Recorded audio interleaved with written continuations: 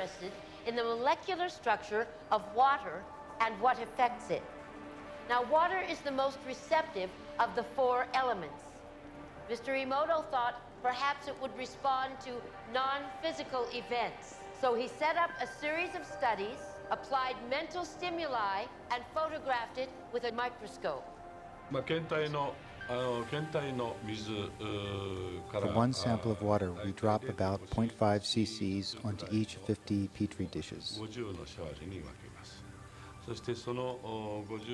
Then we take those 50 petri dishes and freeze them in a freezer at minus 25 degrees Celsius for about 3 hours.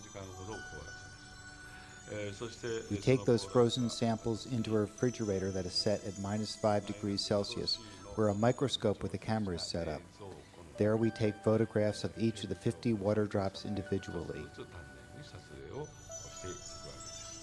We first take photographs of water that we did not put any information in. Then we take the water with information and do the same procedure just described. We take those before and after photographs and compare the differences.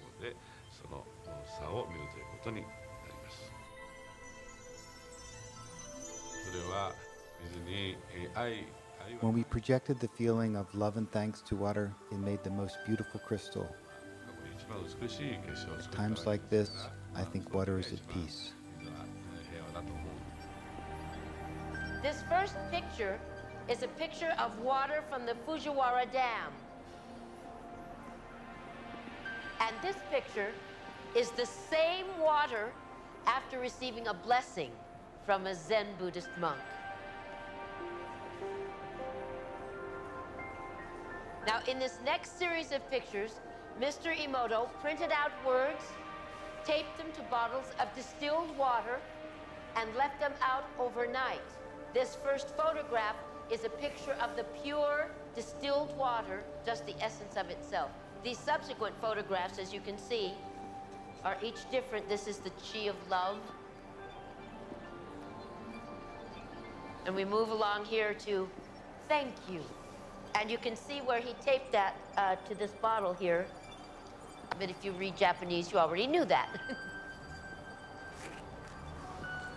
Now, Mr. Emoto speaks of the thought or intent being the driving force in all of this. The science of how that actually affects the molecules is unknown, except to the water molecules, of course. And it's really fascinating when you keep in mind that 90% of our bodies are water.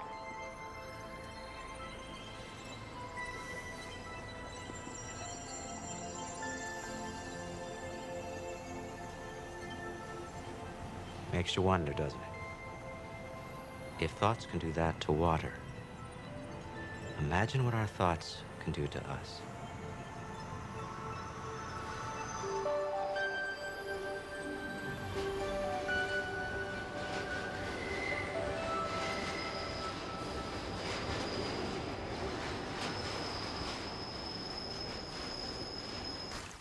Recently, there was the huge tsunami that happened in the ocean, and you wrote that the prayer for that.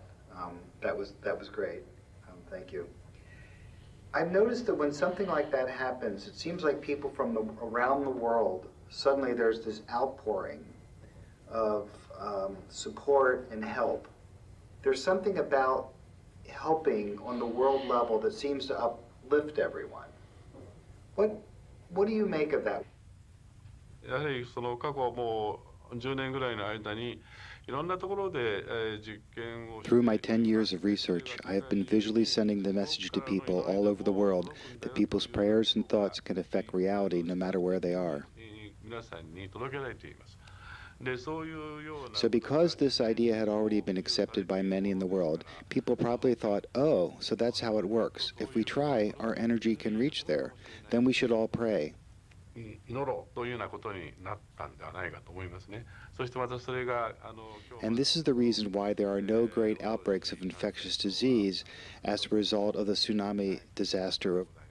こういうような積み重ねによってやはり人々は With the repetition of similar actions, people may start regaining faith in prayers. していくようになるんではないだろうか。Therefore, in other words, there may be more disasters, be it natural or man-made, that would create more casualties along the way. Through these experiences, more people may be able to perceive these problems as their own.